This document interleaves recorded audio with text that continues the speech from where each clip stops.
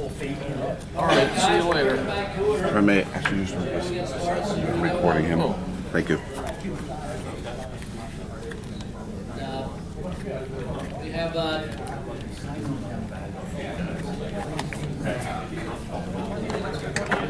okay.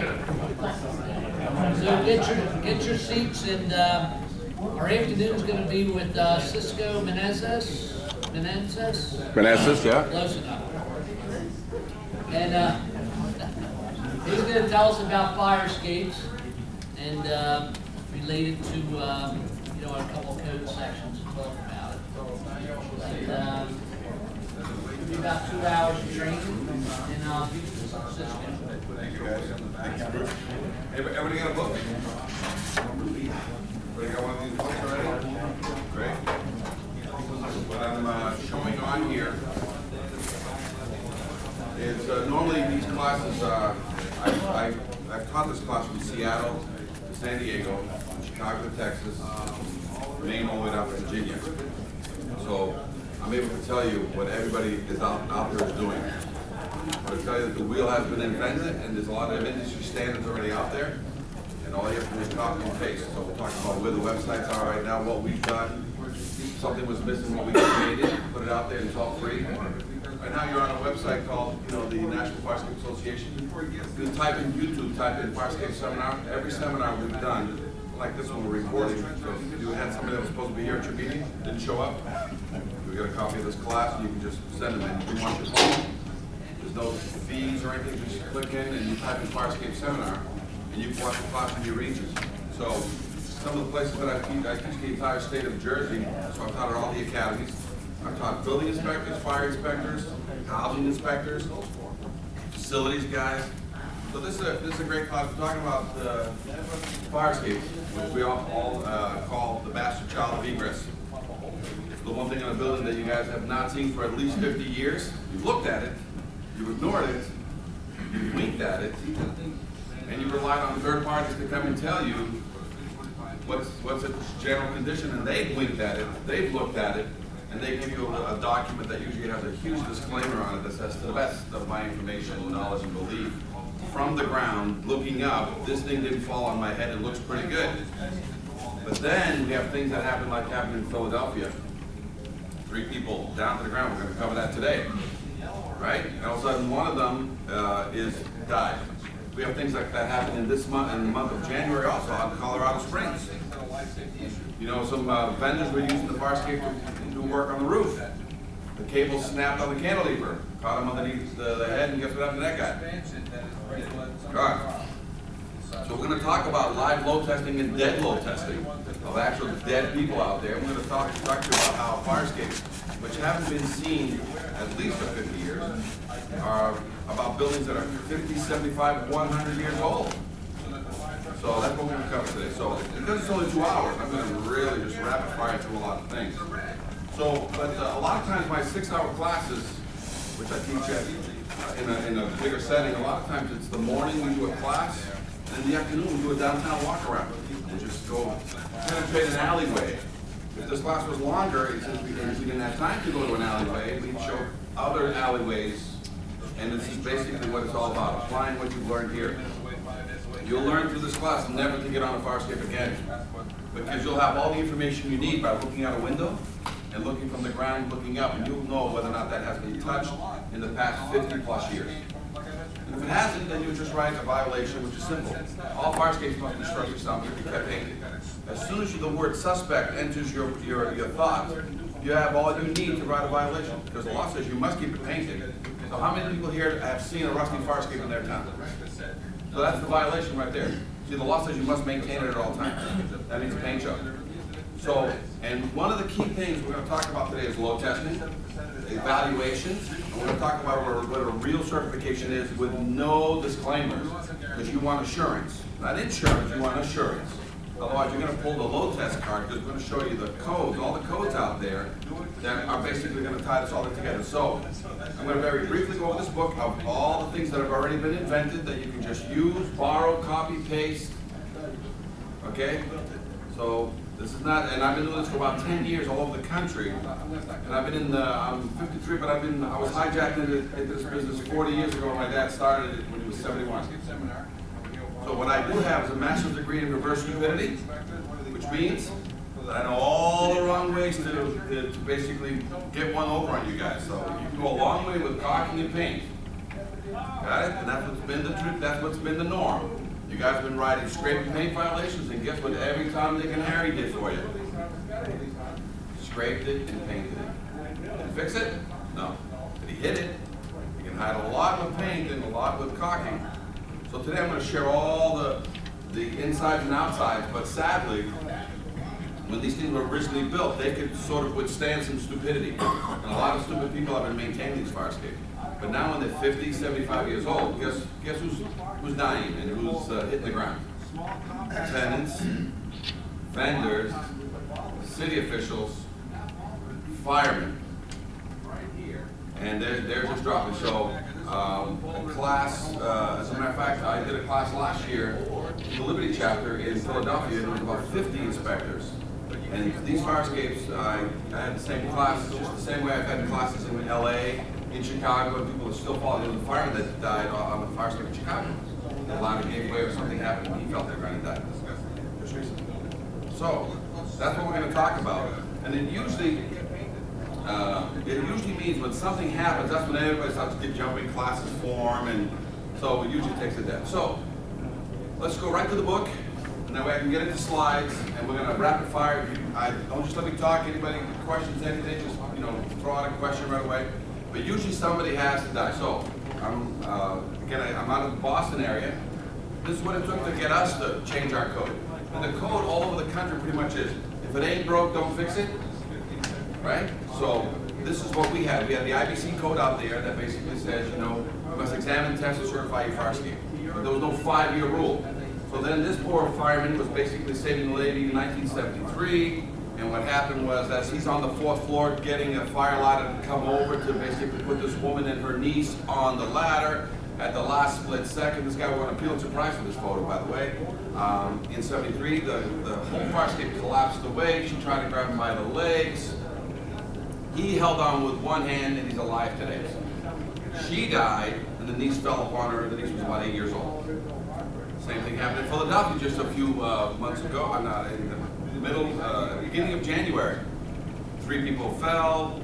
One guy, 22 years old, not only fell once, he fell into a pit right next to the fire escape, and he died, I believe, in hospital. And I believe they were pretty quick. I believe there was a lawsuit filed January 27th on that. Okay? Again, in Colorado Springs, the guy was decapitated to a certain degree. And the fireman fell in Chicago. So very rare so this happened. And you want to be here for that? So I was just up in Doylestown doing a fire escape inspection just this morning. Why? Because Philadelphia. So everybody, a lot around the country, everybody's like got spooked. Like, oh, come look at my thing I haven't looked at for 50 years. Got it? So let me tell you what's out there that you can just copy and paste. We can do it for you. So we can give you any one of these documents in Word or PDF, and you can modify it, put your city's name, your city's information. Everything here is generic. It doesn't mention the company by name, doesn't mention anything by name. So you can just use this as industry standard documentation that I got from the help of other building inspectors, other fire inspectors, housing inspectors, and let's ask that question. How many fire guys here? How many building guys here? Fire prevention? The fire guys are fire prevention? Okay, building guys, health department guys. You're going to find the health department is going to start helping you guys in some of this issue. Housing, or maintenance, depending on how you call it. Any housing guys here? Okay, and we'll even get into the point where the city and the tax collector can help you guys with fire escapes. Okay, so let's take a look at the first thing. It's called an industry standard procedures and guidelines. What's it say? When you read it, you can have it on your face. You can have it on your website, or you can have it on top of your table. It says, if you're an examiner, who's the examiners? Design professionals or others accessible to the building official. So if you were going to examine a fire escape in my city, follow this general rule. If you're going to fix a fire escape in my city, and you're a vendor, this is the general rule you're going to follow. If you're going to paint these fire escapes, and the EPA was kind enough to remind everybody here that fire escapes have what on them? lead, paint, anything older than 78. Does anybody have a fire escape newer than 78? So everybody here that has fire escapes from the 1900s, they all have lead, meaning you can't weld on anymore, right? Because one of the keys about the renovator license is can't put an open flame to what? To anything that has lead. So if you see a guy welding like crazy on a fire escape, which is what they've been doing for 50 years, so guess who got kicked out of the arena? All your welding companies can no longer show up at a fire escape unless they leave the welding machine at home and bring what with them? Bolts. Because 99% of all fire escapes are bolted connection fire escapes anyway. And at this Dawson fire escape I just did today, it was all full of rust, and guess what somebody did? Welded all the rust into position. So, industry standard guidelines. Put your name at the top, you can put your information at the bottom. We're going to talk about a couple of people. EPA, we're going to talk about OSHA. You're going to find some great OSHA information here that's going to just blow your mind a little bit about how you can't even be in the building repairing or altering it anyway. I'll show you the code. Unless it has two means of egress, which means if the fire escape is your second means of egress, what do you got to fix first, not last, on every renovation going on in any building? Fire escape. So we'll show you that. Here's industry standard codes. You know what this is? This is yes, no question. This is not your opinion. This is a yes, no question based on paint in general. Yes? Oh, I'm sorry. Yeah, I'm sorry about that. What this is a confidence test. So if you go to Seattle.gov, Portland, LA, they all have confidence tests that we help generate. And what they are is yes, no question, not opinions of something. Is there no rust in the connection? Is all the bolts good? You know, so does the cantilever drop and hit the ground? It's all yes, no question. This is called a confidence test. So we'll tell you what website to go to on a state website, on a city website for fire prevention or building department, that go there and just copy this. This will get down in Word or PDF, and you can modify it. So you can have a confidence test this afternoon if you want one. And we'll show you what cities already put this up on their website, okay? We're going to talk to you because of today's digital cameras. Guess what you can have at your office immediately upon an inspection? Photos and videos. A lot of your buildings are over 35,000 cubic, meaning what? That they need what kind of oversight? Design professional oversight, right? So a lot of times your buildings are fire escapes are being touched, but without having proper oversight. We're going to show you the industry standard repair guidelines, which is pretty simple. If you got rust in the connection, what do? Remove the bolt, clean the rust, spot prime the connection, fill it with silicone, put a new bolt in it, squeeze it, goop it around, and that's the entire repair, that guidelines. What you have here is certificates. This is a certificate issued by the state for Boston. What's right in the middle of it? To the best of my information, knowledge, and belief, the fire escape is in conformity with the Mass Building Code, which means what? This is a parachute. For who? The guy who signs it. That you're going to stick this in the file. But you can't put this over a coffin, can you? Because the city's going to get sued because you accepted an opinion. So when you accept an opinion, and the code says you must evaluate, test, or certify, that fire escape that dropped somebody down in whatever city, if there was no test done, who's assuming the liability for it if you're accepting some of these opinions? Well, the code says, I want it tested or certified. So we're going to tell you what the words mean, test, and certified means. We're going to show you how all fire escapes for 100 years have not changed in their construction. We're going to cover that today.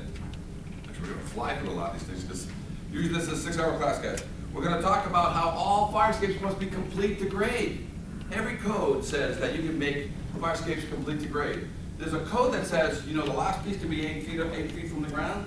But then if you keep reading the code, it says, and then continue to the ground with a ladder or a cantilever or whatever. You know what everybody out there did? They built fire escapes with fire escape ladders that ended 8 feet and did what with the rest of the code? Forgot about it. So all fire escapes must be complete to grade. In Seattle, you have to put a tag on every fire escape. It has to have a white tag, the name of the company that inspected it, and when the next inspection is due. You don't have to go back to City Hall to a file to find out when the next inspection. When anybody that's walking around, building, fire, health, anybody looks up and sees an outdated tag like you see on an elevator tag, what do they do to that particular fire escape or that building? shut it down. So if it has a problem, it gets a yellow. If it has emergencies, guess what it gets? A red, and it gets shut down usually, got it? So this is already existing on some of the cities. And where did this come out? Because somebody fell in Seattle, they brought us in, and what did they come up with? A tagging system. So that's what we're going to talk about today. You're going to start a tagging system. You're really not going to go out and start inspecting all your fire escapes. You just want to know the condition of every fire escape in your city today. So you don't care if it's white, red, or yellow. You just care that they are red, white, or yellow. You know what I'm saying? And then from there, you have a starting point, which might take 3 to 5 years, guys. And in some cases, 5 to 10 years to finally get this all under control. So this is not going to happen overnight. We talk about all the steps that you can have. We always offered a 5-city pilot program where we like to get somebody from the group say, hey, I want to get beaten up for the next 3 to 5 years. I want to use my city as a test to basically check churches, check hospitals, check residential, commercial, and basically share your information and training with all the rest so that maybe in 5 years' time, you guys can submit to the state a test model of 5 cities and said, here's all the stuff we hate. And you can also share with other cities that have gone through this and say, how can we quicken this up? What should we do? Okay? And I always recommend that you keep this somewhere on your board so that when somebody comes in and says, I ain't fixing that fire escape, you know, you guys are just trying to get more money out of us. You can say, the reason why you need to have your fire escape fixed in that orphanage is because of this, okay? So let's, anybody have any questions so far? Just what I've done so far. Any questions? All right, let's start flying, as they say, through the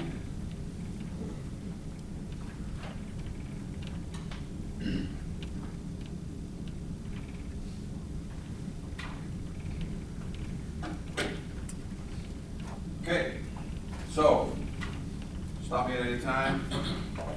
As you can see, fire escapes are made for people to self-evacuate, not for anybody to help them get out. Fire escape is for people to self-evacuate, and whether the fireman shows up 1 minute, 10 minutes, or an hour later, they use it to get in the building if they so choose. Or they use it to get out of the building when all hell breaks loose. Okay?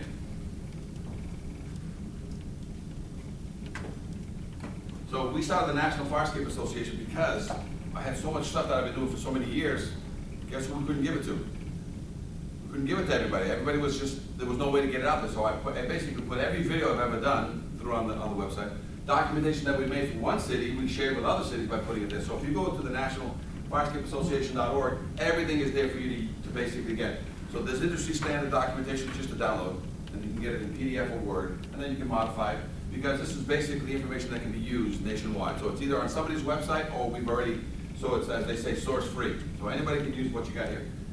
Guys, see this big cluster up there of people? That's roughly a 5x5 platform. Anybody's ever heard that, sometimes, oh, the reason why a fire escape collapses is because they have too many people on it, okay? Let me explain why that's an untrue statement. A properly maintained fire escape will never fall. It can't fall, okay? And here's why. If it's a 5x5, that's 25 square feet. 100 pounds per square foot, that's 2,500 pounds that it can take, got it? If you take 300-pound firemen, and I put 10 of them on there, that's 3,000 pounds. Can I get 10 firemen with all their gear on in a 5x5 box? Can I get 5 of them in a 5x5 box? With donuts. So this fire escape is not made, is overbuilt. When you build rooms, you got 60 pounds per square foot, you got 80 pounds, you got decks. What's the deck load requirement here? Is it 60, 40? Right? So you remember in Chicago, 27 people died on a deck collapse? Why? Because it wasn't a fire escape, that's why. Because if it was a fire escape, you could put all those people on there and bring in a circus of elephants and it still wouldn't go down. Because that's how fire escapes are built. They're built so that this, back in the day, was nobody's problem. Nobody cared about this, because you can put as many. You take 150-pound tenants. I need to put 20 tenants to equal 3,000 pounds in that 5x5. Am I gonna have a problem? Okay, so fire escapes will never collapse. Properly maintained, a fire escape will never collapse. What it can do is it can rip, the fire escape can collapse to the ground with a piece of wall attached to it. Did the fire escape fail? Did a wall failure? Perfect. So this is why. But this was when fire escapes were all kind of built back when? In the 1900s, because they were built as early as 1875, but in the 1900s till about the 1940s, They built every fire escape you could imagine. And then they said, you know what, nobody's maintaining these things. So what's the rule that changed around that time? All egresses were inside. And what do you do with these existing fire escapes? By then it'll be the George Jeffersons. These will all be down. But in the meantime, what did they invent? Bubble gum, duct tape, paper clips to keep all your buildings together. And guess what they did? Did they use any of that on the fire escapes? They only used paint to keep all your fire escapes together. But they were so well built. Okay. Now here's an average building that's built in the 1900s, 1950s. 25 years after a building is built, all the electric is usually swapped out of it. All the plumbing is usually swapped out of it. All the windows are usually swapped out of it. You know, all the roof has been, the boiler. 50 years later, all those things are swapped out again. Guess what never gets a swap? You take a fire escape and you put it outside a building, and you guys walk in and you look outside and the fire escape is in poor condition, you'll let that building live. You take that same building, you put an interior stair, front and a rear, and somebody takes out the rear staircase and to make a closet space. What do you guys do to the building? You shut it down. But as soon as they push that staircase outside, you guys don't shut down buildings. Like, hey, get that fixed, and even if it has dangling threads, so that's why we call it the bastard child of egos, because guess what kind of attention it gets? Until you have dead people on the ground and lawsuits flying, then what happens? Then you want a class like this. So let's, here's all your codes. IBC, IFC, NFPA, and we're going to also talk about the OSHA course. So please write some of these down. For all of you to know, I was in Atlantic City, IFC for 2012, whether you've adopted it or not, they basically have put in the code, which looks like the building code. This is what it says: testing and certification. All exterior fire escape systems shall be examined or tested and certified for structural accuracy and safety every 5 years. The best part of this 5-year rule. They took it out of IBC, so when you look in 2012 in the IBC, it's no longer there. Yes, some states will adopt, some states will modify. I'm just telling you, this is a good thing, not a bad thing. I don't care who got it, I'm just saying the 5-year rule is the good thing. Because before it was, don't break it, don't fix it unless it's broken. So the 5-year rule is what we had to do in Boston when the lady collapsed, because we didn't have a 5-year rule. So any place that has a 5-year rule. New Jersey has a 5-year rule, but it's the green card inspection. So it's like when you inspect the building every 5 years, that's when you, but this is the 5-year rule. Now, International Fire Code. In Jersey, basically it says, depending upon a structural condition, a load test shall be conducted. I want to show you who has the power. Who orders the load test? You or the structural engineer? So when we get in here, it says very clearly in the International Fire Code, depending upon the structural condition, a load test shall be conducted. Who orders that? But here's another one. I'll throw it to give it a little bit of the NFPA. The authority having jurisdiction shall be permitted to approve any existing fire escape stair that has been shown by load test or other satisfactory evidence to have adequate strength. So there's two things here. I'm going to talk about load test, and this is not a load test question because it's very expensive, okay? But I'm going to tell you that you do have the power to order the load test, or as long as somebody gives you other satisfactory evidence to have adequate strength, you can basically have what's called the other satisfactory evidence. That's what this class is all about, okay? And then the International Building Code, which looks now like the fire code. All exterior fire escapes systems shall be examined, tested, or certified. So, if we tie this in with the one that really speaks it pretty clear, the authority having jurisdiction, which is who?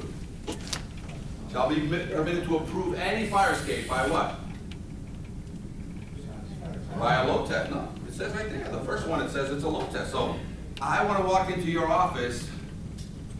I walk in with what? To basically close that violation. A load test. Hey, here's the results of the load test. That's it, right? That's it.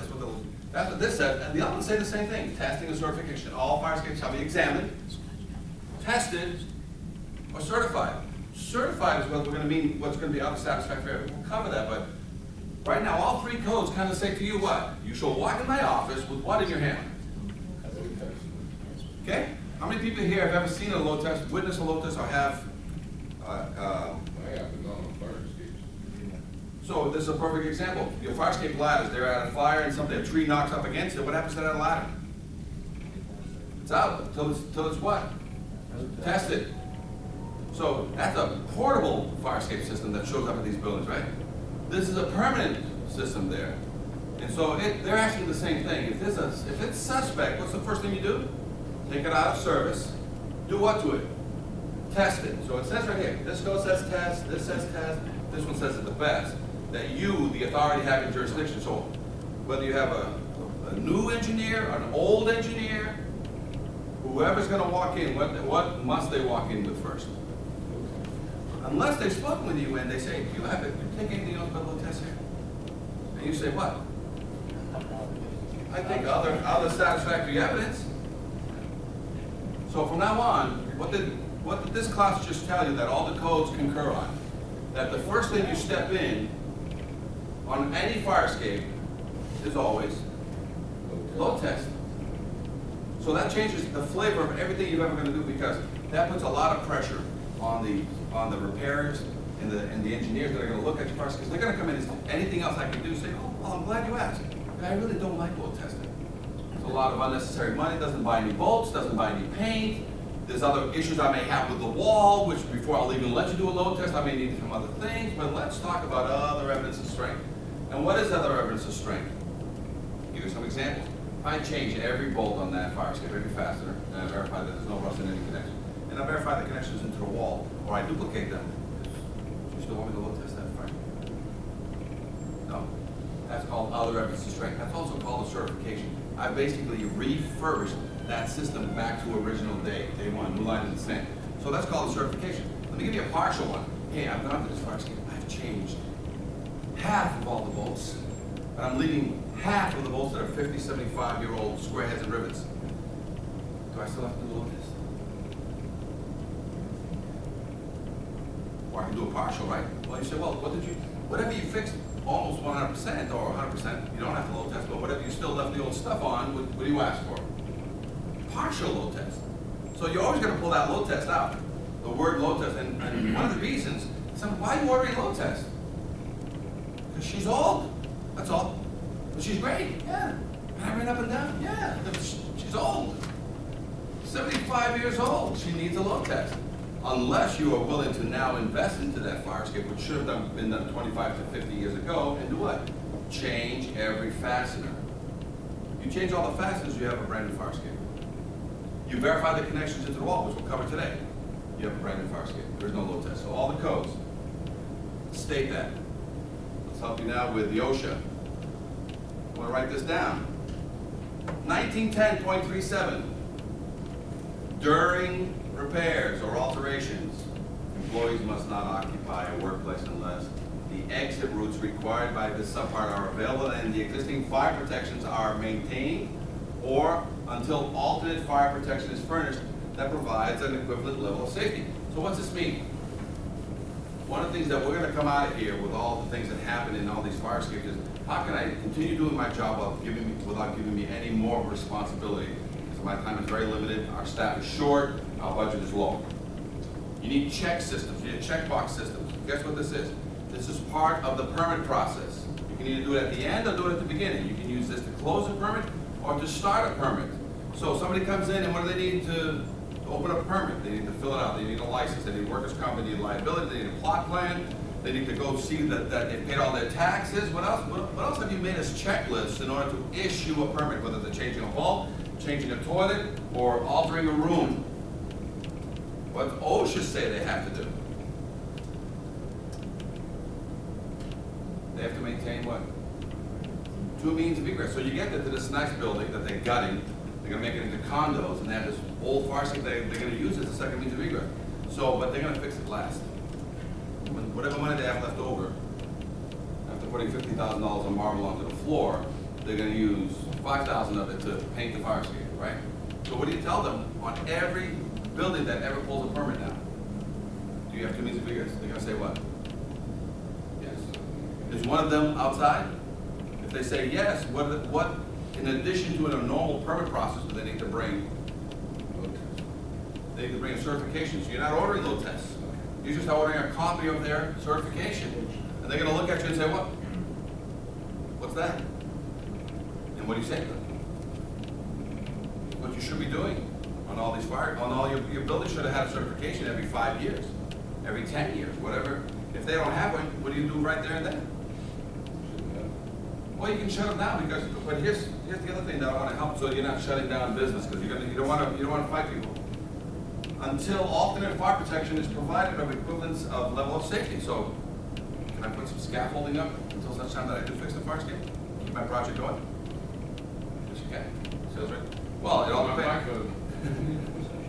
Well, we're talking about the satisfy temporary means of egress. So, and this is great that he's saying that, but explain to the rest of the people why the code says you can't use. The way I read the code is if the fire escape is not maintained, the one that we're on,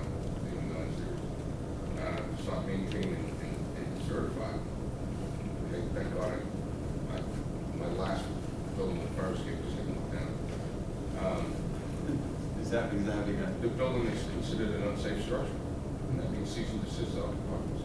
So you want them to fix immediately, based on the way you interpret the I code? would say first thing. Oh, no, and that's what this class is saying. This is fairly new because we only picked this up last year, that as we were doing research, we found that OSHA also had a comment on that. And this is basically saying, can an electrician walk into a building that doesn't have 2 means of egress? Can a plumber walk in and work in any place that doesn't have 2 means of egress? Can any officials walk into any building that doesn't have 2 means of egress? So this is one of those that we said, this is a great checklist item that says, if you make it part of your process, you say, listen, if you have an external, I need that fixed first before, so that it's a safe structure and that everybody can work. So it puts fire escapes now at the beginning of every project, whether they're a 1-story or a 10-story, you say, hey, get your fire escape going right away. The comment now is, until alternate protection is furnished that provides an equivalent level of safety. Who decides whether it's an equivalent level of safety? But also the fire department and the building department. If you're happy with what they put up as far as the second means of egress while they're working on the fire escape, the call is yours. I don't make that call. I don't make the interpretation. I'm just saying it's right here. Got it? So this is what occurred, and I don't know if, does anybody know what the control is of the lights, if we can kill this light, but otherwise, can you guys see it all right, everybody? Yeah. All right. Now this is what happened. The smoke, the flames, and the frightened faces, all in a firefighter's Happened right line after of the duty. station night fire. But Chief William Hitchcock remembers the night it wasn't the fire that almost stopped him, Oh, I was scared to death. but the fire escape that broke underneath him. When the railing just came away from the building, And our investigation found across Massachusetts more unsafe fire escapes, rusty, deteriorating, crumbling, broken. And what state officials didn't know, the system they set up to keep fire escapes safe is also falling apart. The potential ramifications are disastrous. So let's look at this one. This expert ironworker is licensed to build, maintain, and inspect fire escapes. So then over here? For months, we examined dozens of them with alarming results. Looking at this today, would this pass inspection? No. In dormitories, at theaters, at homes, and apartment buildings. Rust is actually eating away the metal of the fire escape. Right. And the bottom line? It'll get weak and then eventually it'll fall. This one has rotted connections. This one missing bolts, twisted metal. Would the stairs come down? No, never been done. This one, a broken tread. So how dangerous is it for the people inside this building? This fire escape is definitely going to put somebody either in the hospital or it's going to put somebody in a cemetery. Fire escapes are so critical. The state building code requires they be certified for structural adequacy and safety every 5 years. But our investigation found that safeguard is simply being ignored. Here's proof. We chose fire escapes at random in Boston, Somerville, Cambridge, Worcester, and here in Quincy. We checked building department files But there's no fire escape certification. to see if building owners had submitted their mandatory inspection reports. There's no certification in this one either. Bottom line, not one we checked in Quincy had been certified as safe. And the Director of Inspectional Services admitted because of staffing shortages, the city has no idea how many other fire escape owners are breaking the rules. And as a result, do you know how many fire escapes in your city are safe? Or not? Well, I don't know. In Worcester, not one we checked was certified. In Somerville, No.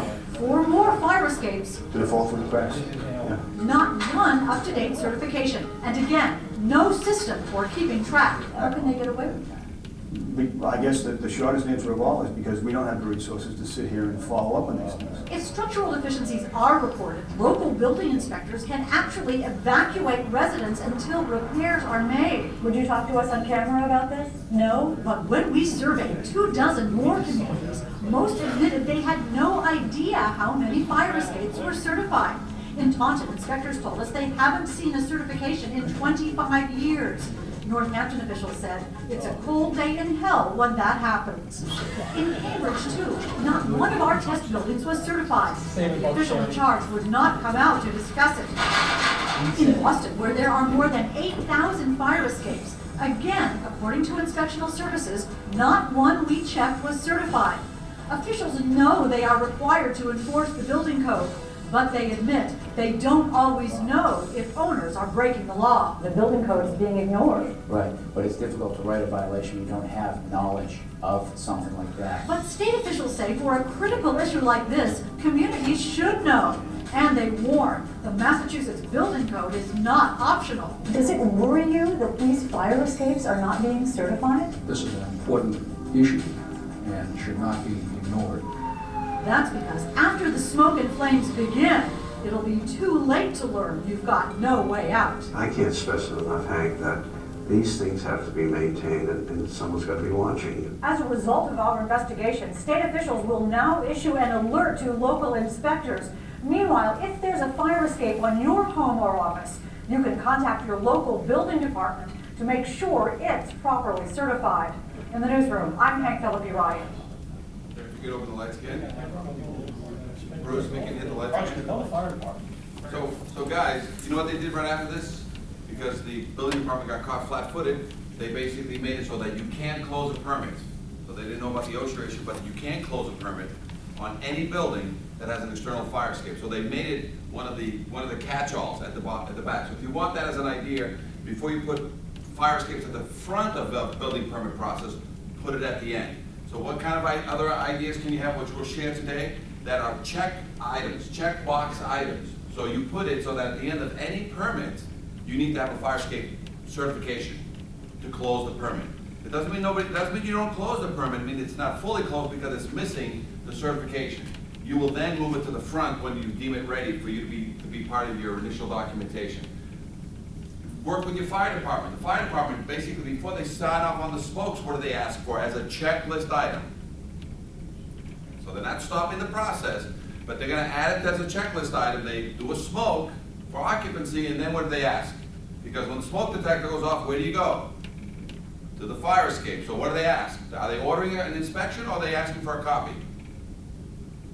Probably asking for a copy. Just a copy. So and if there's no copy, does it stop the process? No, they sign off that the smoke is good. It just starts a process. Somebody's got to write the violation. They write a violation, or you write a violation. Whether or not they allow the occupancy to occur, that's not what I'm here about. I'm just saying that's another checklist item. Health department kicks people out before they let people in. What do they check?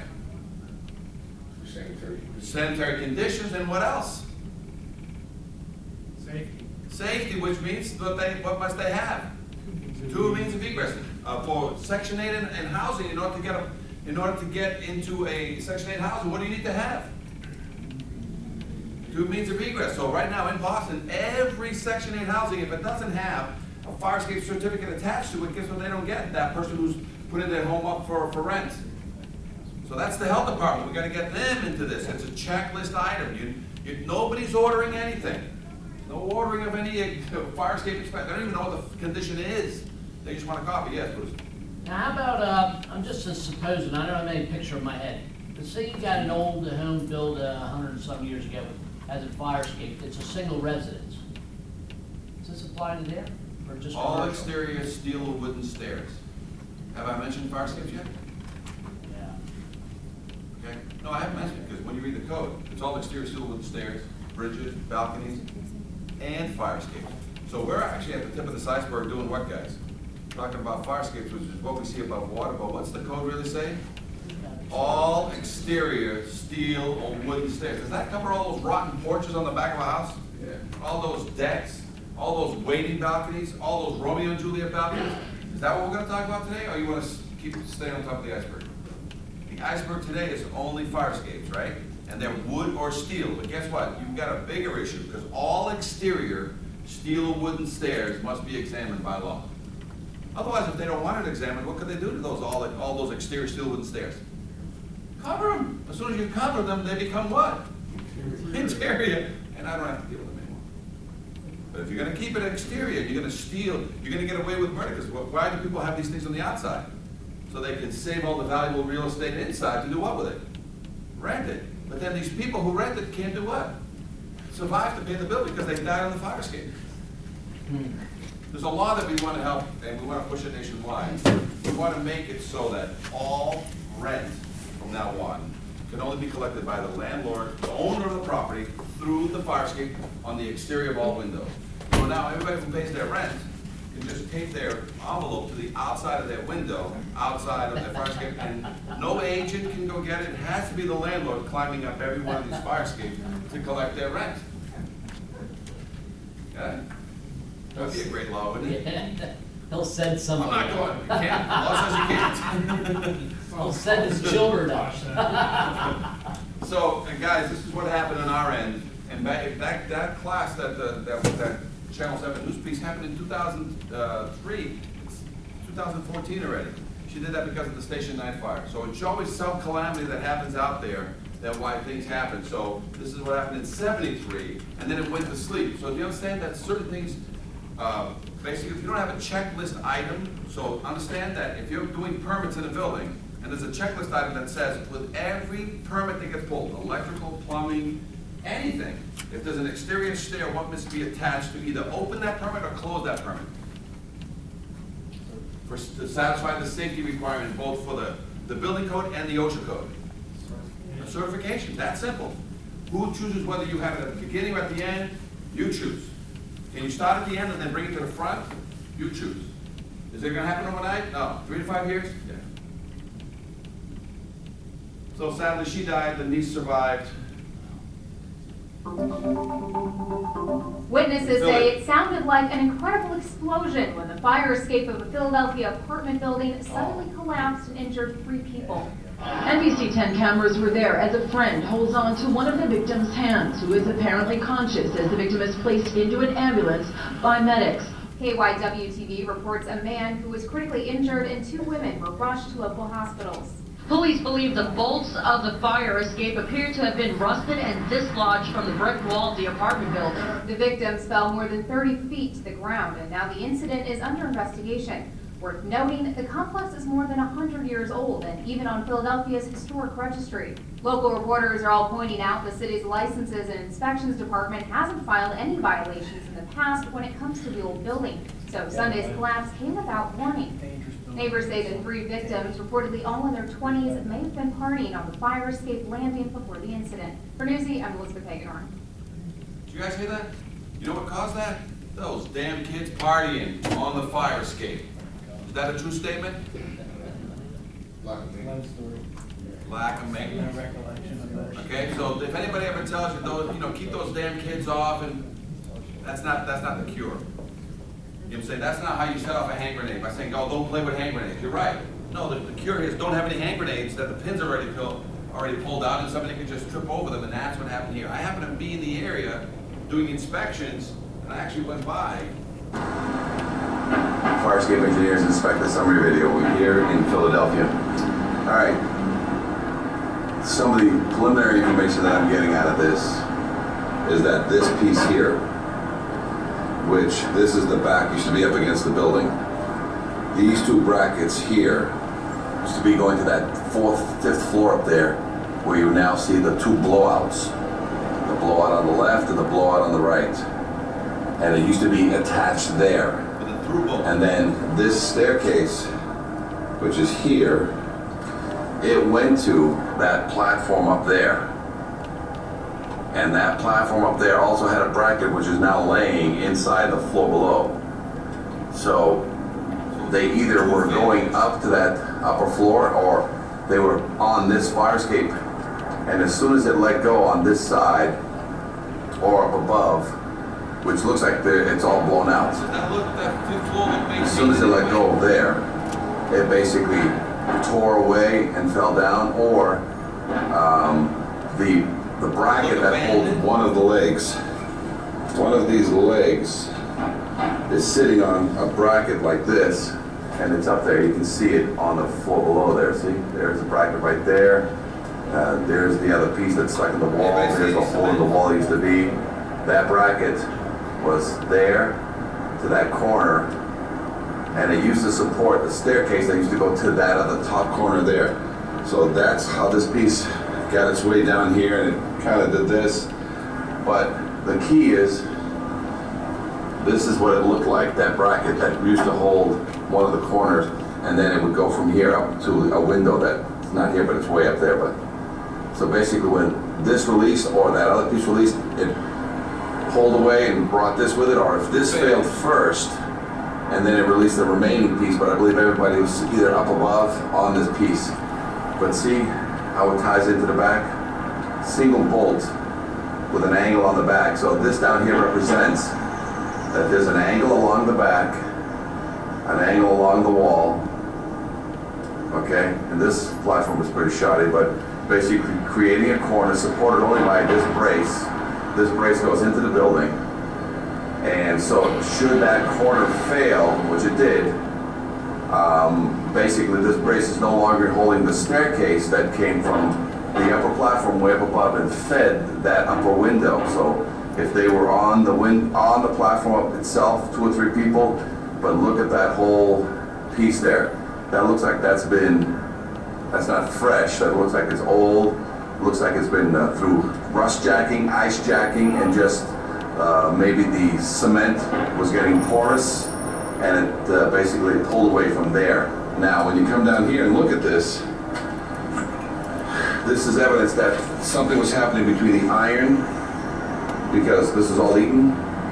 This is where the through bolt used to be into the building. I still want to find out how this was tied into the building, whether it was through bolted into the building or not, because those pieces go in there. That's the bottom. Right there, okay? And that's the above. So whether or not there was through bolting or was properly attached, but this evidence here that through ice jacking, rust jacking, this was all getting pushed away. This piece may still be up there and it's all rotted away. And there's the other hole for a through bolt or for an epoxy bolt. Usually it's a through bolt. And if it's all eaten away because water got behind here and ate everything, and it looks like it did get behind here. Okay, aside from this, we've got original hardware, we got rust and all the connections, and we've got welded treads and rust and all these treads, rust and all these treads. Okay, but you got rust in the connections. So this seems to be through rust jacking and ice jacking that it ate whatever was connecting it. See, this is all rust inside here. So I won't, basically what happened there, as you can see, is multiple failures. So the platform itself, usually you lose one side. If you lose one side, what does the other side do? Holds it there while you jump the hell off of it. If all of a sudden both sides wanted to give way and it was attached to another piece, what would happen? The other piece would hold it there while you run away because it's going to scare the hell out of you. So how many failures did we have here? We had the platform failed in two areas. So not one area rotted out, 2 areas rotted out. And then where it was tied into another support holding it that could hold it up there for a little while you jumped away, what did it do? It ripped out of the wall and fell down. So we had 3 failures. Now they were going to get some information on this because they asked an engineering firm to come in. I believe you're from Philly. Did they come back with any findings that you could share with the class? They did. I don't have a part of this stuff, but they did. Okay, so they had an investigation immediately. Now the rest of the fire escape system, just as I'm using the rest of the fire escape systems as an example, they look good or they all look full of rust. Okay? And here's the last question. Was the building immediately evacuated or still occupied for this day? Okay, so let's see what else we have here. This is an example of, and you can turn on the lights down, Bruce, thank you. This is another example of what happens behind the scenes that you may not know. If you want to know why fire escapes rot out, why there's ice jacking, why there's rust jacking, it's because of this. A lot of people don't realize that this veneer is not structural. That's your siding, that's your vinyl, that's your aluminum, that's whatever you want to put on the outside of your wall. What's structural is inside here. And a lot of times, these masonry block walls are 2 or 3 layers of dirty brick or masonry wall, that's it. So that's what you have to go in with this piece of steel, only 8 to 12 inches deep. So all fire escapes do not go all the way in 6 feet or something like that, tying into the back of the building somewhere. Nope. They go into only 8 to 12 inches deep. So a lot of times when there's something going on, and a lot of times, see right here? In the parapet wall, guess what starts leaking? Guess where it comes down? It comes down between the veneer and your wall, and it feeds water and eats all the steel, see? But you can't see it outside, but you get some glimmers, what we call dragon's teeth or rusty fangs. See these, all this rust? That's an indication that something's happening inside and it's peeing outside. And it's giving you all the things you need to see. This is a 22-story building in Chicago. And this is one of the only ways that you can identify whether or not there was something going on in the back. Now, to do this on a building, could be anywhere from $250 to $500 per connection. Now, you have an old building, 50, 7,500 years old. You've got some evidence of this going on. You want to load test it? 100-year-old building? So you like, what we do is we let sleeping dogs lie. We know that we've got every indication that something is not good here, but what we do is we duplicate the connection. We leave that connection alone, and we put another 3/4-inch rod with a plate on the inside or an epoxy bolt, and we basically, it's better to duplicate a connection than it is to play with this. For $75, I can put in a through bolt. For $500, I can open up every wall and then try to put it back together, because every now and then when you take this out, what's happening inside here? Some other problems that we didn't want, some other can of worms. All I need to do is just verify that my connection is good. So if my connection's already suspect, I just give it a new connection. All right? So we're not here to fix walls and x-ray walls. So we duplicate. By the time I can put a hole anywhere near the connection 5 to 6 inches away, it's only a 3/4 hole, goes all the way inside with a plate, or if the wall can take it, epoxy bolts. Okay? Questions so far? Because, you know, I have to do rapid fire because you guys only got 2 hours. You know, this is a 4 to 6 hour class. I'm going to leave a lot of stuff behind, but you understand the issues here? You want to take the line on this In one? downtown Colorado Springs Wednesday Colorado Springs. after a man falls to his death. I was just walking up the street to get to the bus stop, and the cops were right there, told me I couldn't come this way. Police say the victim and several others were working on the roof of this privately owned building when the man fell. He may have fallen a distance of anywhere from 15 to 20 feet is what's being investigated right now. Tragically, the man died on scene. It's believed he fell from the fire escape and not the roof or a window, although how it happened is still unknown. That's what's being investigated right now to determine the actual cause of the accident itself. Right now, police say the death is not criminal and is being called an industrial accident. There were several witnesses, individuals who were working with The cable. the deceased That's where the party. cable loops through. And so we've interviewed them as witnesses in this investigation. It's really sad.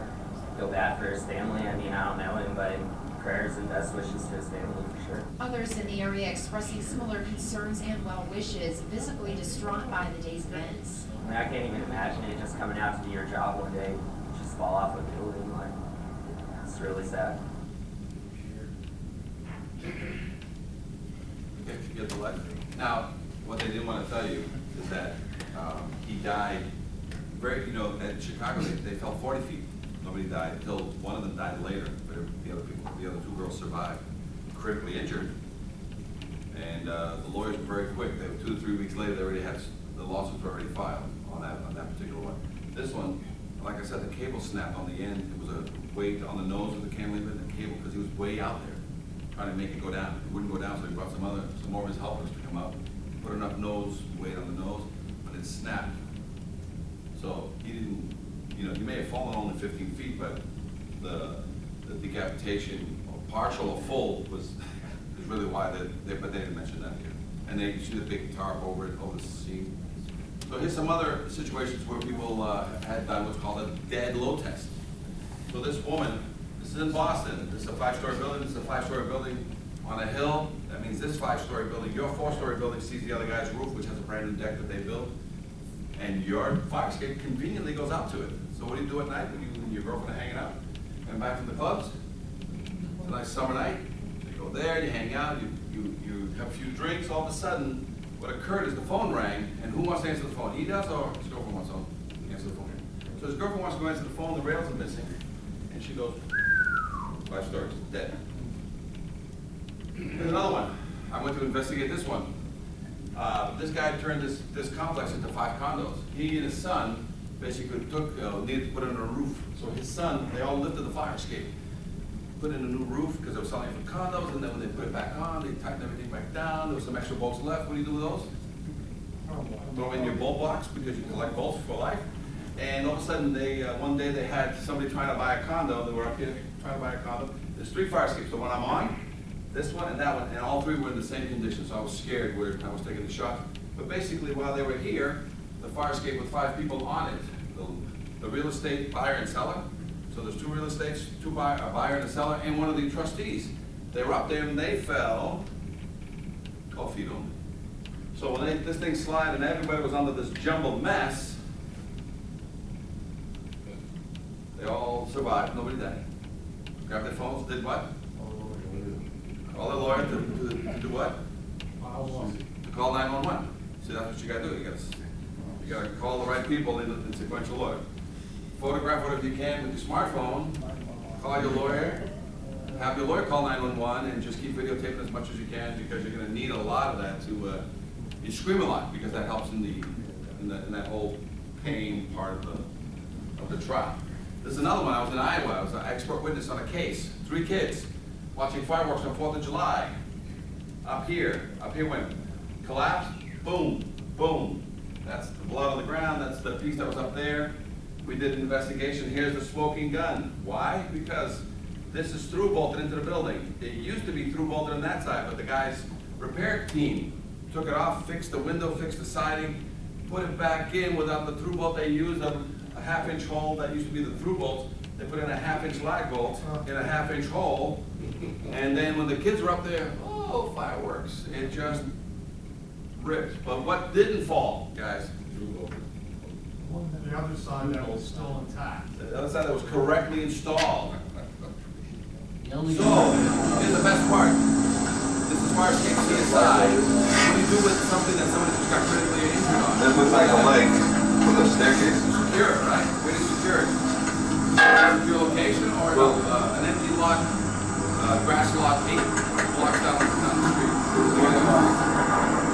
Hold on a second. I walk around the lot, the guys dumped it all over there. And what do we find? The lawyers, owners, and everybody's walking around. And what do we pull out? Is the piece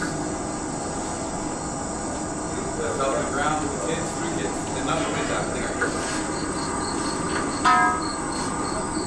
Look like this. Oh. Natural paint.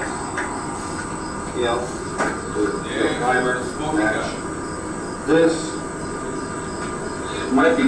So that's what happens whenever you look at this. You can always find out why a fire escape fell. Lack of maintenance, improperly installed. Otherwise, if they've been properly maintained and they're properly installed, and they never fall.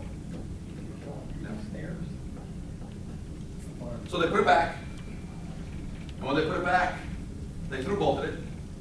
They're so unsure of themselves that they then threw a leg on it onto the asphalt shingle on the roof. Did they put it on a pressure treated sleeper? See these 2 legs over here that were never there before? Because this used to be free floating all by itself out of that corner. Did they put that on pressure treated sleeper? No. And then at that corner, there was a hole there for them to lag that corner back into place. Did they put the lag screw back in there? No. So I was able to go there and videotape, picking up that bottom piece, walk it over 1.5, 2 feet, and then walk it back, put it back down. So, hit the lights again. Right now, firefighters were taking down the ladders and rolling up the hoses. But earlier in the night, when they pulled up, there were flames coming out of the side of the building. Firefighters say it was one of the scarier moments because when you pull up to a building and you see children and mothers hanging off the side of the fire escape, smoke swirling around them, they said that's scary, scary stuff. They got up there, they got the ladders up, and they said nobody got hurt. The fire escape, there was 3 or 4 people hanging off the fire escape. They couldn't get off. They were just on the fire escapes. I had people hanging in their fire escapes at the rear of the building, and on this side of the building, we had a bunch of people on that fire escape. Well, about 50 people were displaced inside this building. Our firefighters say there's good news tonight. It looks like everybody will be allowed to go back in, except the one unit where the fire was in. They said that's good luck to them tonight. I'm Bob Wilson, on the scene of Bridgeport, News 8. Okay. Now, the question is, were they allowed to go back into this building? Even though the guy said everybody was stuck on the fire escapes because they didn't do what? They didn't work. But how many people? 50 people. I examined this fire escape 6 months later, not this one. I think it was 10 systems. Everyone failed, everyone had emergencies. 6 months after the fact. We reported it to the authorities, and what did they do about it? So, you have to be concerned that sometimes people just don't know what to do with fire escapes because they've never really touched it before. You know, a lot of it is like, oh my God, I'll write a violation, but I don't even know how to cure it. Okay? So that's the biggest issue. So, let's take a look at some other live load testing. Do you have parades in your city? When you have a parade, what's everybody do? Hey, late. Right? When you have, you remember in the days before AC, what did everybody do? That's a vendor fixing a fire escape. Our Chicago vendor, his dad, who's only 57 years old, died. He fell 7 stories doing exactly that. That's not him, but that's 7. So you know what fire escapes catch? Everybody. They save lives or take them. Got it? That's the only 2 jobs it has. Because it's false. You know, when it's unsafe and it's suspect, it'll take your life. And you guys know this, some of the firemen will repeat this. In case of fire, what's the fireman tell the younger guys? In case of fire, don't use the, right? That's the word, that's the unspoken word on every fireman training. Like, hey, this, that, and the other thing. By the way, you get to a building, there's a fire escape. Don't ever use it. Now, when that fireman showed up there, was he fighting a fire or was it a rescue? It was a rescue, so those 3, 5, 7, 10 minutes he used to get all those people off the front fire escape, the side fire escapes, the back fire escape, he used all those men to do what? That's first, right? You get there and people are trapped. And by the way, you see the little girl, the 8-year-old little girl, what was her situation? She was on this ladder that was supposed to do what? That's balanced and weighted. What's it supposed to do? It's supposed to go all the way down so she can do what at 8 years old? Get off. And where is she? She's 10, 12 feet in the air, and the thing is locked, and so the firemen, when they got there, it was a rescue mission. It wasn't, they weren't fighting, and those 3, 5, 10 minutes at the initial onset of a fire do what to the occupants? The smoke, what's it do to them? Kills them. Most people are dead in the first 3, 5, 10 minutes due to, not the fire just cooks the evidence after the fact. The smoke, that's what kills you first. So when you get to a fire, fire escapes are made to be self-evacuation. You're supposed to get the hell out so that 1 minute, 10 minutes, 1 hour later when the fire department shows up, who do they find? Nobody. They then fight the fire. They can use a fire escape or not, or they can use a fire escape in case all hell breaks loose. And so EMTs use fire escapes. Firemen, when all hell breaks out, they use it. A lot of kids today during parades, but let me show you some other reasons why kids use fire escapes. So, non-smoking buildings. So where's everybody going to go smoke? Okay? You got people, you got complexes where all of a sudden there is internal stairs, but what people used to go visit Jerry upstairs. People are taking pictures on fire escapes. Some of these halls that you have, what do they have in the back? Fire escape. What's the photographer say? Hey, it's going to be a great stereo. All right, who inspects fire escapes? Okay, the law is very clear. That's true. The law is very clear. Guy. Design professionals or others acceptable to the building official. Okay, that's what it says. Design professional and others acceptable to the building official. So, That could be an architect, if you allow. That could be an engineer, if you allow. It could be a structural engineer, if you allow. It could also be a fire protection guy, if you allow. It could be anybody. You know how many licenses there is in the United States specific only to fire escapes? There's one out of Boston, because I use it, and I've been inspecting all of Harvard University's fire escapes for over 20 years, right? And that's issued by the building department. I got one out of LA, which is a Reg 4, which is issued by the fire department. Okay? And I'm a fire escape assembly tester. Got it? You know how many other licenses there are? None. So right now, you're relying on design professionals or others acceptable to the building official. You know what nobody had until we designed one and put it out there? A confidence test, a checkbox test that says, is this, is that, is the tread? So we created one and they're all local. So now LA has one, Oregon has one, Seattle has one, Jersey has one, everybody has them because it's an industry standard documentation which you can use for what? To say to somebody this is what the state said, or you can just say there's industry standard questionnaires out there that you can do what? Because if somebody starts really cracking your cannolis and say, hey, that's not a state document, whatever, you say, well, that's an industry standard document. And since you are so proud of the name of your engineering firm, because you've been at it for 45 years, can you answer these questions on your letterhead then? So that you won't fill out this industry standard documentation. Because what does he want to sign for you? To the best of my information, knowledge, and belief. And do you accept those anymore?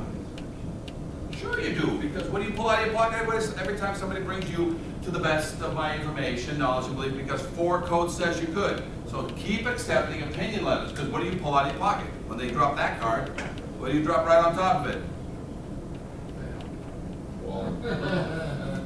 Load test, got it? So keep accepting these letters, because anybody walking in with an opinion letter, have they met your other satisfactory evidence of strength? Does an opinion letter satisfy you? A die-ball opinion, does it satisfy you with other evidence of strength? So since it doesn't, you want to go there and verify and add more work to your day? So if somebody brings you an opinion letter, what do you pull out of your pocket that I just gave you today out of 4 codes? Load test today, that's a great letter. I require an engineering evaluation with recommendations for repair or replacement. Signed and sealed. Correct, and that's what people have been putting in, and that's what they're probably going to find one of those in the Philadelphia case and also in the other one. It also makes the engineer who's doing it, when you say, I want to sign and sealed, and I want your recommendations, put him on notice that if something happens to this, you're going to jail. Right. If you go back, and that was tested, I got a million reasons why that doesn't really happen, because we accidentally, not accidentally, we got put through the mill on one of these, and that got questioned. To the best of your information, obviously, so I got a million reasons to tell you what that statement means, because every letter that you have, if you keep reading down to the bottom, somewhere it's going to say, to the best of my information, knowledge, and belief, this was not a load test. This is an opinion only. And so they're allowed to issue such. So because that was the case, there was a lot of guys doing what's called drive-by, fly-bys. They wouldn't get on them.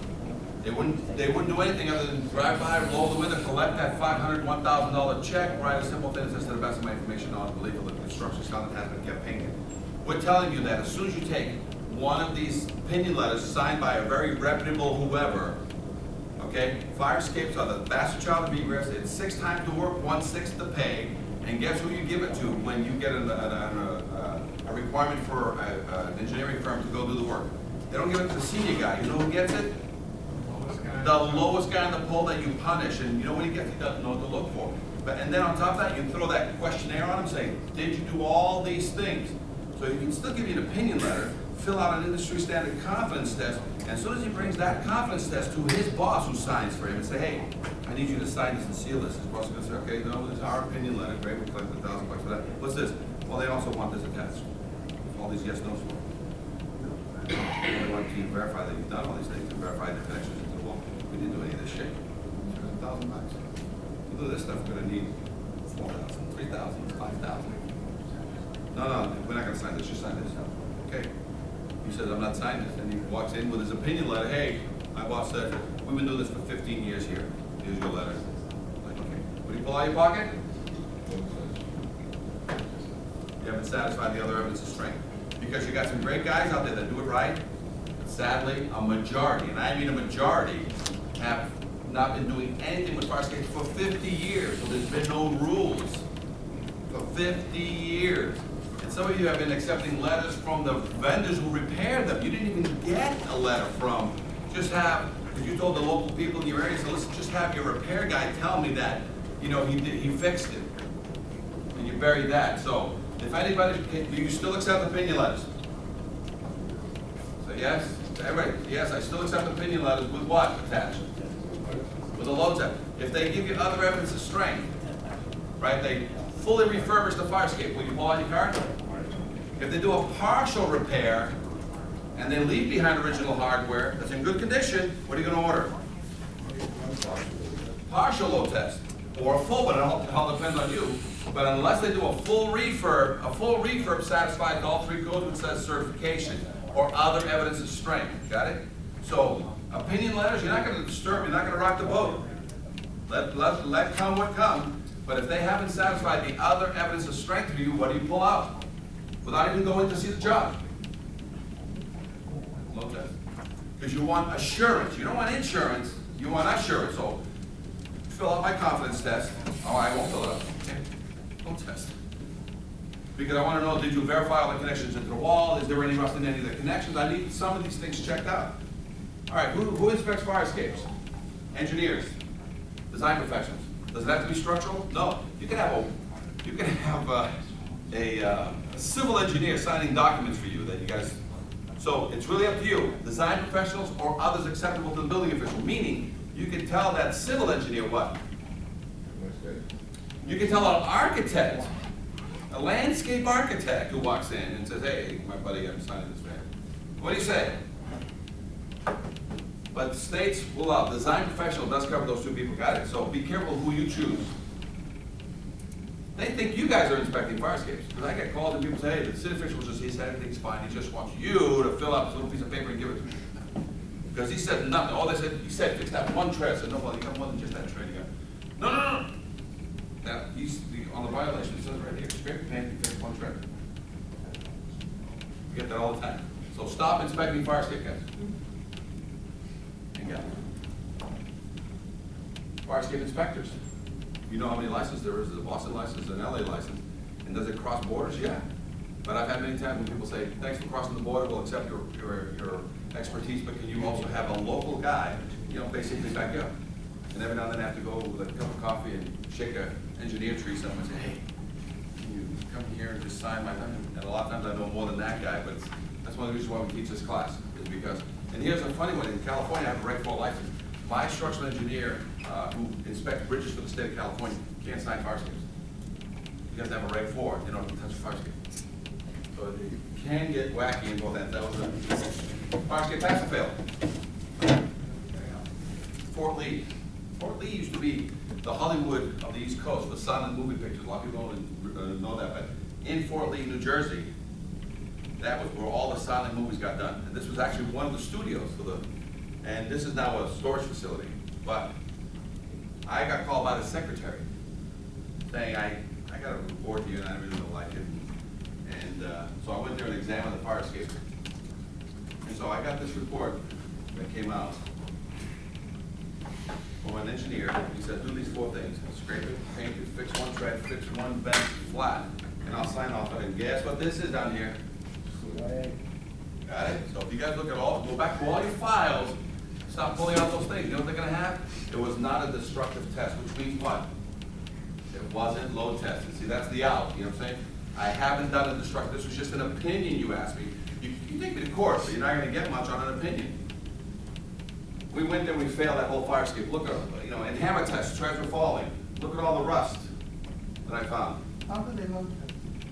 I actually have a load test coming, so I'll show you.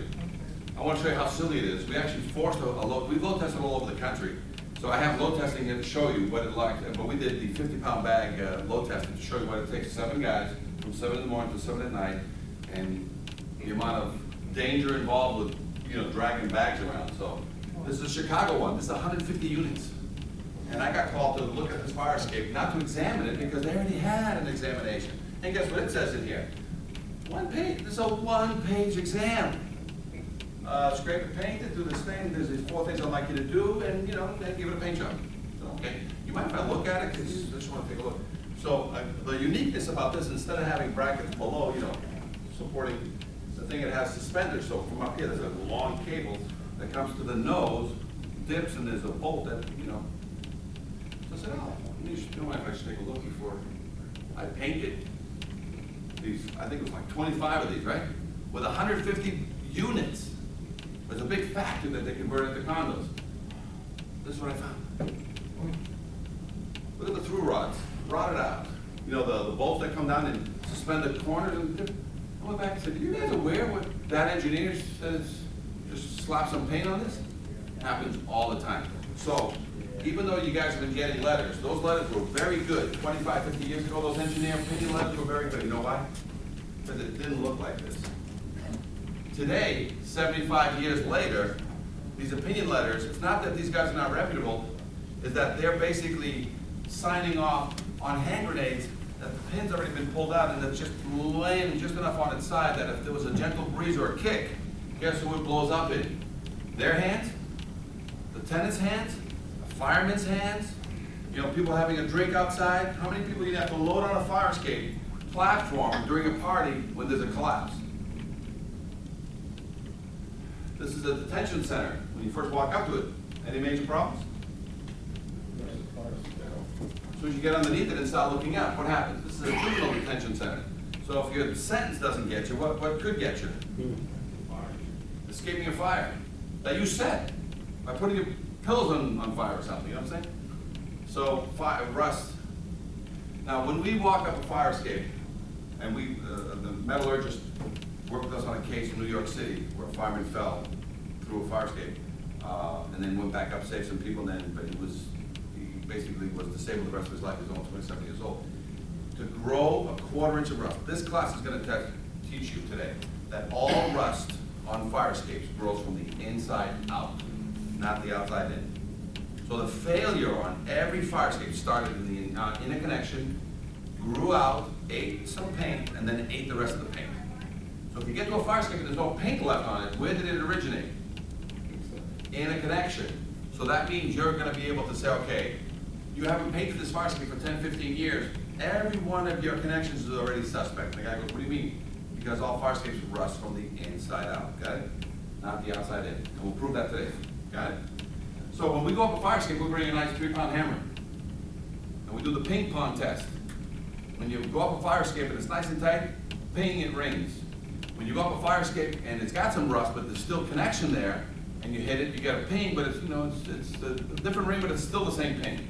When you go up a fire escape and you stop ping-ponging the treads, and you start going up, guess what happens when you hear a pong or thud? That means even though it's there, and I put my foot on it, what's going to happen? That's what happened to the fireman. Now, here's an examination. So, that much rust?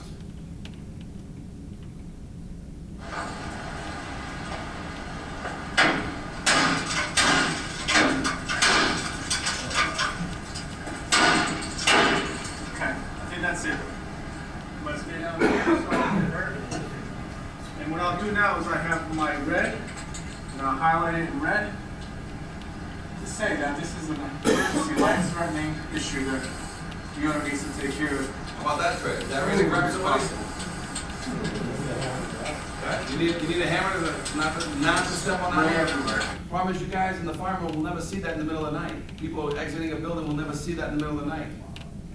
And there's one way to fall properly on the fire escape, and that is going up, the tread front falls, your foot goes through, you get trapped, you fall backward, what happens to your knee and your leg?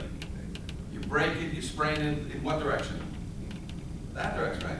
But you're going down a fire escape, and the tread falls, and your leg gets locked, and you're in forward momentum, and then what happens to your knee and your leg? Which way do you break it? The wrong way. So what does that do for your career in football or baseball or whatever else you're running? Done. Got it? You guys know all the codes. Are you being supported by your own code, or every code supports you? Right? So the fire department is ready there to support you because their code, whether they've adopted it or not, because the current code says, depending upon a structural condition, who can order this? A load test shall be conducted. Who's ordering that? The fire official. So this is the International Fire Code. What's the building code say? All exterior fire escapes systems shall be examined or tested for structural adequacy. To have structural adequacy, which means satisfactory evidence, or you're gonna order what? Somebody walks in with an opinion letter, do you take them? Yes, we do. And so has business changed? Nope. So found somebody walks in with an opinion letter, do you take them? And you order what? If they don't want a load test, what do you make them do on that very same fire escape that they were about to come in and just, because they're gonna ask for an alternative besides a load test, right? Just give me some structural adequacy. He goes, what's that mean? He goes, well, go back to that fire escape, and if you change all the tread bolts, make sure there's no rust in any connection, change all the stringer bolts, change all the bracket bolts, change all the railing bolts, which is not a big job, right? The structure's already there, it's one at a time. It's cut the bolt, change the bolt, cut the bolt, change the bolt. If once you change the bolt, there's rust in there, leave it open a little bit, whack the hell out of it, guess what happens to the rust? Falls out. Take a spray can of primer, what do? Spray into it. Take a caulking gun with 35-year paintable silicone or 50-year silicone, what do? Go. Then what do? Put a new bolt in it and it's not tight, then what do? It's messy like crap, what do? Yeah. So is it pretty? No. Does it matter? No. Because it's a fire escape. That's a child of egress. But now it's all about connection management. Now the guy says, okay, she's good. I say, great. Have you verified the connections into the wall? The guy goes, what are you talking about? This is an old building. It's got nice paneling on the inside, open mahogany and this. So what do you say? Load test. I said, well, what's an alternative? So I don't have to verify these bricks and take out these bricks and these connections. What can I do? Replace all of it. You don't replace nothing. You leave originals there. Let sleeping dogs lie. Just put a through bolt next to it, doing what?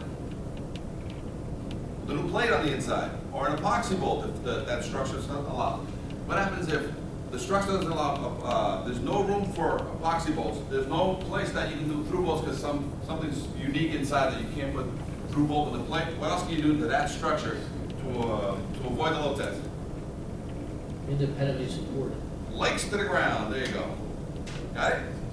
As soon as you put legs on the nose to the ground, what happens to that structure? It's independent, right? Because the building is now a leg. The nose had a new bracket, a new post to the ground, now that's another leg. And what do you got? You got a bridge. So, but otherwise, what do you pull out of your pocket? Because the NFPA says it the best. The authority having jurisdiction shall accept by load test or other evidence of strength. So all the codes support it. And if you're pulling permanent on my building, when do you want that certification? Before or after? Okay? If you get noise and you get resistance, which you will, where would you start with it then? With a certification. Put it at the end. And then work it to the front. So use it to close permits. Now why you want to use it only on buildings that you're closing permits? Because they're spending money. So that's one of the things that Boston did. Instead of going out and just nailing all the fire escapes that they could see, they said, if anybody's doing anything, they're kind of, how about buying and selling a building? Do you guys have anything that basically says when it changes ownership, what do they need to have as part of the closing? So add that as a list to you to basically. We still So you guys do whenever they change tenants, you gotta do a new inspection? Is it property transfer or rental transfer? We do rental inspection and property transfer. Got it, guys? So what do they need on all property transfer and rental transfer? What do you need? For the safety, what do you need? Sure, these are all checklist items. You guys are not doing anything more in your building. Don't add to your workload, you already have it. You're adding a checklist. How about sprinklers? When a sprinkler guy comes in and puts in and gives you your certification on the sprinkler, what do you want him to attach? Sprinkler guy, fire protection people. When the sprinklers go off, where do I run to? I run to my fire escape, so that means this sprinkler guy should have attached. Is he doing it or is he just asking for a copy? And those happen every year, right?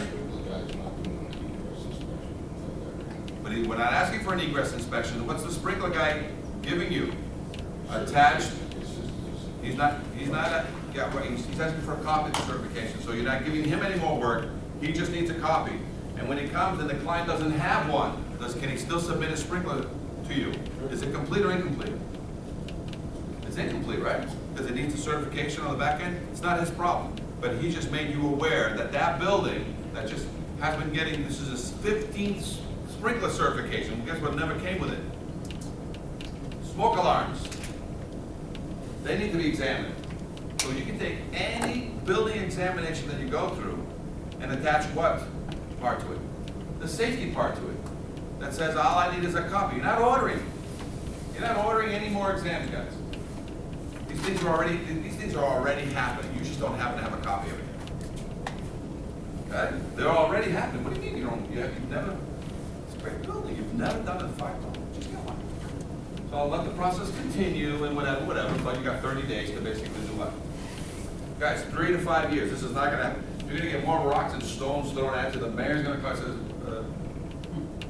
what are you doing? Well, I'm saving lives. What are you doing? I'm looking for money. Well, you know, I need you to stop what you're doing. You want me to stop saving lives? Hold on, everybody, stop saving lives. Everybody, let them all die. Yes, Mayor, we're letting them all die again. Thank you very much. Making money, guys. You guys have, and depending on your code, a lot of these certificates to file, there's a filing fee, $50 to $100. So you want to make some money on these, there's a filing fee. So you go check in your codes that there's certain arrangements you can make for filing fees, okay? Some of these things you guys are gonna have to put through your local ordinance because some of these things are not gonna hit your state, so the grassroots side of it, you think this is gonna trickle from the top down or from the bottom up? So some of this stuff you're gonna have to submit to your local boards and ask them, we want tags on our fire escapes. Because other cities are doing this, then by the time the state of Pennsylvania does this, it'll be 10 years from now. We want to make it our local. Is that so Seattle has this. What about the city right next to Seattle? Do they have it? Portland has it. Does the other city next to Portland have it? Got it? So locally, you say I want tags, I want confidence tests. So a lot of the stuff you have to submit, and we want to charge a fee. Because if somebody doesn't have one and doesn't have a certificate, can you click a taxi meter on that thing? Fines, fees, and permits, and all the things associated with that. So when you tag somebody that did a permit, did this, and all of a sudden they didn't have it attached, all of a sudden they just start running. You give them how many days before the meter starts running? 30 days. Otherwise, what happens on that thing? That could be a slumlord or whatever, and it's 6 months, a year later, it finally gets done. It starts on the first day.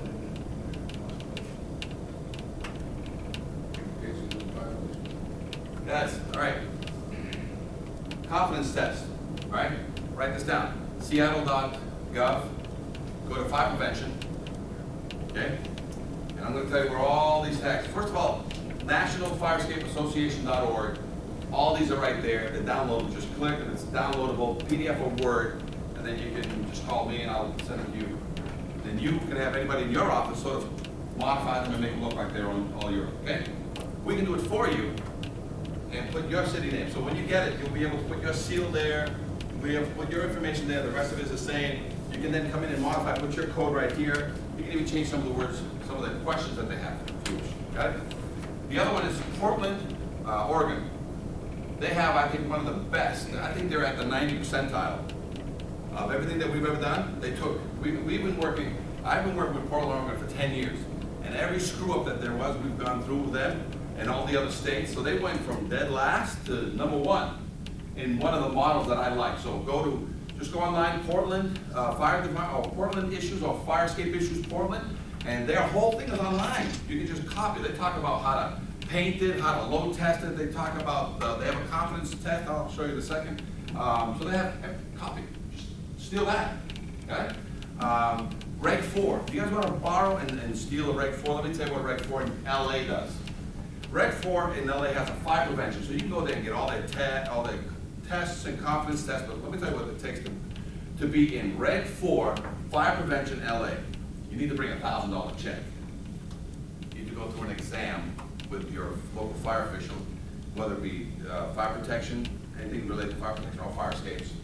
And you have to pass a 100-question test with 80. Then I have to go out with one of the fire protection guys and show them an inspection. then I have to fill out the documentation correctly, and then I have to give you some of that money every 3 years. Money. Got it? So, now, they have every exam, every test, every document that you need, they have it there. There's a formalized, so go to Reg 4, LA, steal that, that entire thing, and then pare it down so it fits your city. Copy and paste. No shame in stealing, only to get caught. Taking it from other fire departments and building departments. You got, in Boston, you got Lowell, which uses these documentations because again, it's all modified version. Tags.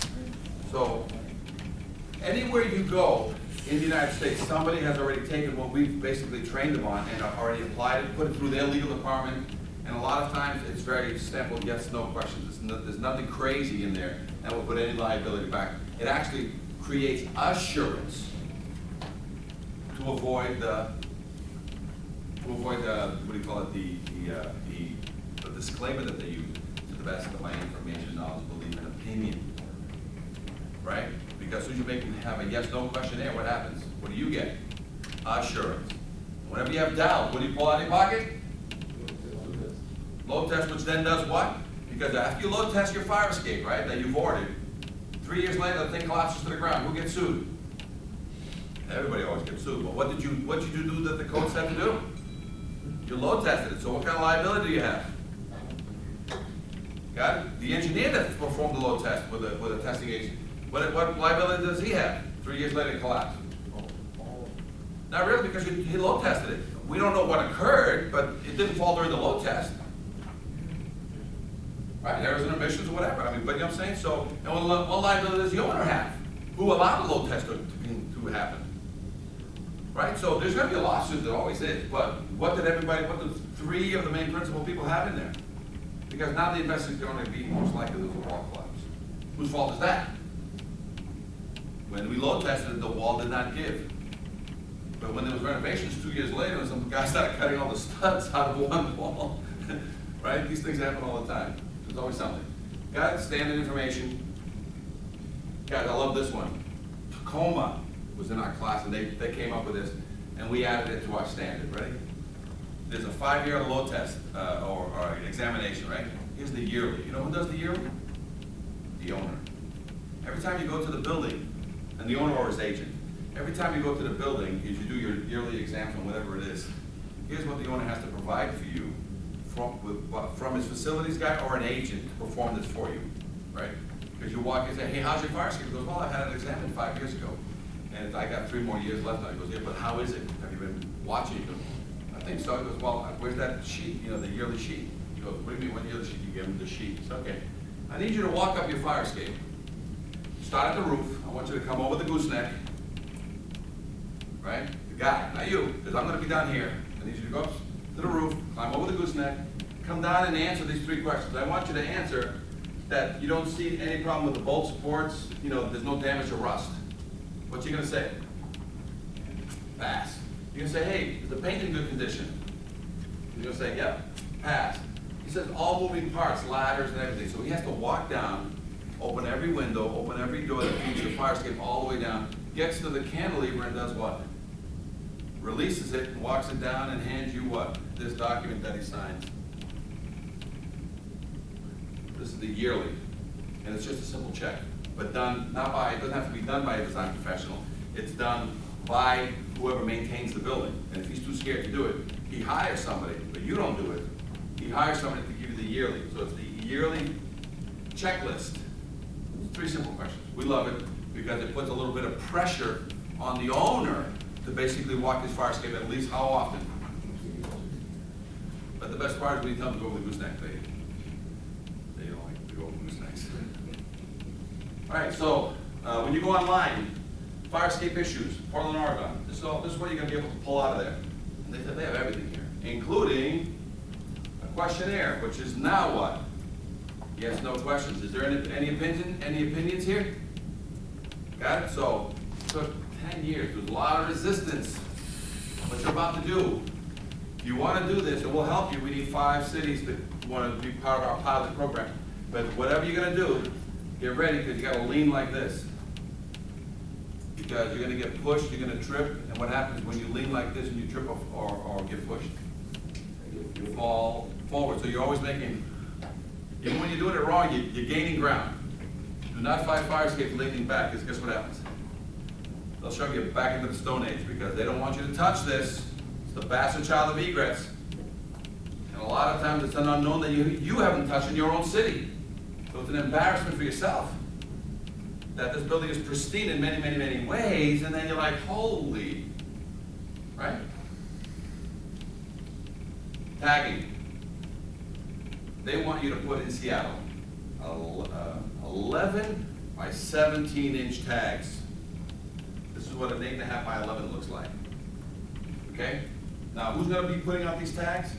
The people that are going to be putting out these tags are your building officials or fire officials. They only can put out yellows and reds in your normal day-to-day. If you walk by a fire escape, it's full